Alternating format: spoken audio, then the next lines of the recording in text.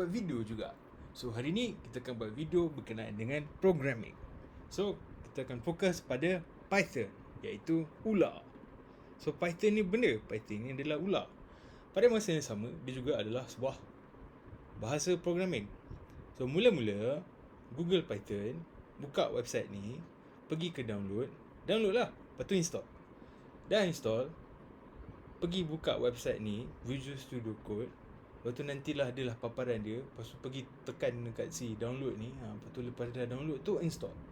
So bila dah install tu buat apa? Bila dah install tu gunalah. So buka lah Visual Studio Code. So ni lah dia Visual Studio Code.